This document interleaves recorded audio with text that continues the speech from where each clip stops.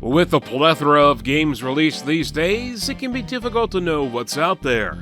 We're going to be talking about titles that may not eat the whole clock and chew up too much of your time, but instead, only take a bite. For many years, arcades were the hotspot for video games, but as time passed, their lights began to dim. Modern computers and consoles have made it much easier to enjoy games from home instead of standing in front of cabinets hungry for your quarters. Games from that time were loud, in your face, and difficult to the point of being unfair. That doesn't mean that the experience of the arcade has fully been forgotten. Many have nostalgia for the old days where arcades roll, while others take inspiration from what caught players' attention and mix it with modern convenience. The repetitive nature of chasing high scores is perfect for smaller projects, and many developers have cut their teeth with these kinds of titles, keeping them relevant in the modern age. Here are a few titles that would have fit right in with the likes of Pac-Man and Battlezone, as they're very much arcade-inspired. Mission 1985. Mission 1985 knows exactly what kind of game it wants to be, and that game is Commando from 1985. It's a run and gun that's all about mowing down enemy soldiers and always pressing forward. Mission 1985 is so much a throwback to Commando that it forgoes pretty much any kind of modern convenience, for better or worse. One-hit kills, no mid-level checkpoints, and only being able to shoot in the direction you're moving is just the start. While the overall art design is mostly solid and any attempts at voice acting is absolutely atrocious, it's easy to see that the game is one that had a lot of heart put into it, even if its developers lacked some experience. It even manages to incorporate some level gimmicks to help spice things up, with one level making players worry about being struck by lightning, while another they are bombarded with erupting volcanoes as they attempt to mow down enemies. The game's biggest problems mostly come down to its limitations. Player movement speed is rather low, which makes bullets more difficult to dodge than they need to be, while enemies have an annoying habit of utilizing cover and being unable to be hit. Players can't shoot over low walls while enemy bullets can, and players can't hit enemies that are hiding in holes even though walking into one yourself is instant death. Grenades are also a massive problem with how player damage detection works and constantly cause me to die in situations where I should have been safe. Still, the game offers two-player co-op and saves between levels, so there's no risk of having to start over from the top unless you specifically want to. It's even got a couple of first-person shooter levels to help add some variety.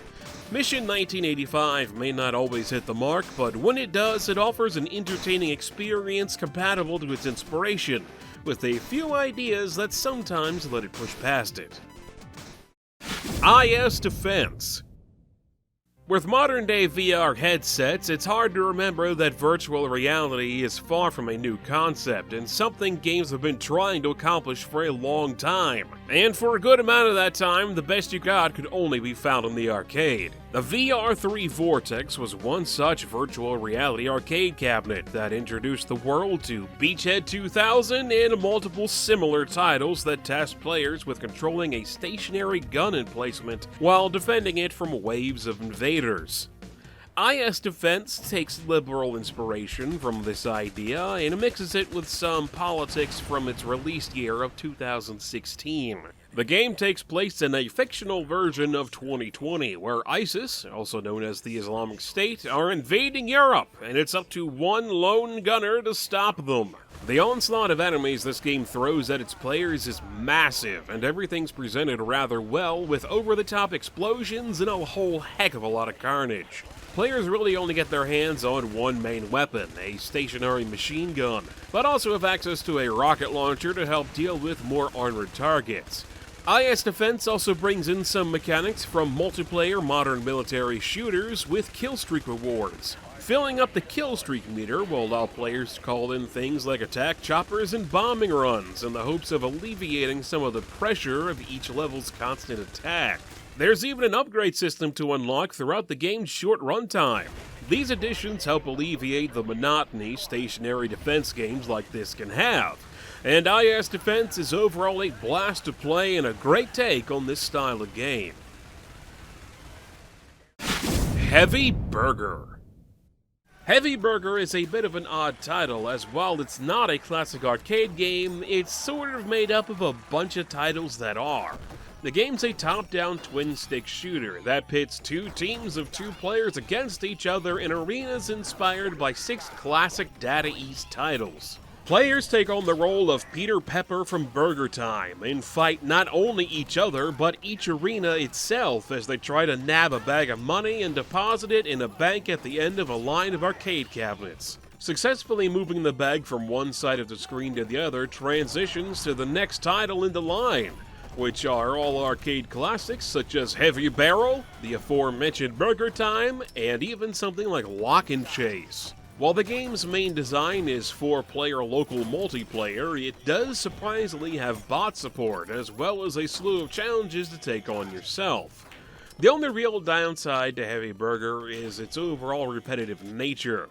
There's only one game mode of fighting over a bag of cash, and only a handful of arenas to do it in. One full round is about all it takes to go through every arena and see all that the game has in store. As developer Lubblub had Data East's backlog to work with, it would have been great to see a ton of other titles represented here, with each playthrough randomizing which arenas were present. I would have loved to see titles like Night Slashers or even something like Karnov make an appearance, but sadly, it was not to be. Aqua Kitty, Milk Mine Defender. Developer TikiPod's small catalog of releases so far are full of retro nostalgia, and Aqua Kitty Milk Mine Defender is no different. Similar to Mission 1985, it is heavily inspired by a pre-existing arcade game, this time being Williams Electric's Defender from 1980. Aqua Kitty is much more than a clone, however, expanding the game's basic ideas of shooting enemies and protecting miners from being abducted through multiple levels full of adorable cat pixel art.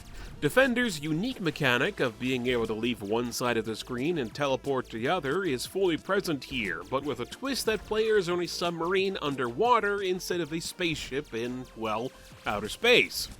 Levels aren't fully underwater either, even though players are limited to a submarine. So you gotta keep in mind where enemies are on the screen for how you can deal with them. There's also the option of 2-player co-op and even branching level progression with a plethora of power-ups to get your paws on as you make your enemies rue the day they came to abduct your cat miners. After all, milk comes from milk mines and you can't mine milk without milk miners. Aqua Kitty would go on to get an expansive sequel with Astro Aqua Kitty that turns the arcade inspiration around to be an action RPG shoot-'em-up, but the level of charm and polish present in the original Aqua Kitty give it plenty of reason to go back to even with the sequel if you're a fan of arcade action. Darkula. Similar to TikiPod, Locomolino's backlog is stuffed to the brim with titles that wear their inspirations on their sleeves. One game that stands out from the others as a bit more unique compared to its influences is the one-screen platformer Darkula. Mixing ideas from titles like Pac-Man and Donkey Kong, Darkula is a platform game in the purest sense.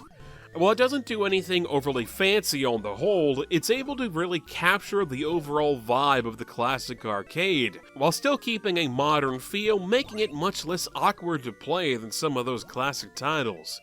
Players take on the role of the titular Darkula, a light-bulb-headed vampire who feels monsters like himself belong in the dark. After seeing the light-filled wonders of Devilland, an amusement park for monsters, he's decided monsters as a whole need to be reminded of how great darkness is, and aims to remove all of the lights from the park. It's a little bit of an awkward setup, to be honest, but not too far out there from some of the stuff you'd find back in the day.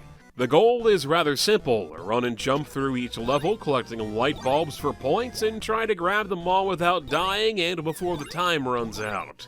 Grabbing bulbs on their own is fine, but there's some nice extra bonus points for players who collect them in a specific order shown off by their shine. Levels can become more difficult as more monsters can appear as bulbs are collected, and Darkula's somewhat floaty controls can make dodging them a bit more difficult than it really needs to be. Loco Molito has also had the chance to make full-on arcade cabinets of some of their titles, letting Darkula finally live up to its arcade inspirations. I just hope that cabinet didn't include a coin slot, as this one can be a quarter eater for sure. And there you have it, a handful of titles that wouldn't be too out of place in the old arcades. Titles that focus on racking up high scores instead of tons of unique content are ideal for smaller projects, be them by experienced developers or new ones just starting out. It's said that creativity is the art of hiding your influences, and while some of these may be a bit too close to being clones of already existing games, each one of them brings something unique to the table, or should I say, cabinet. While not all of them may sit atop the high scoreboard as winners, each one's interesting enough to be worth talking about, and perhaps even trying for yourself.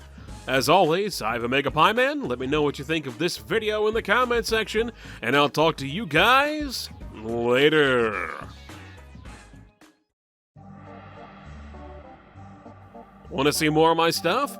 Click on the video on the right for Chicken Police Painted Red, a noir detective game where you play as a chicken.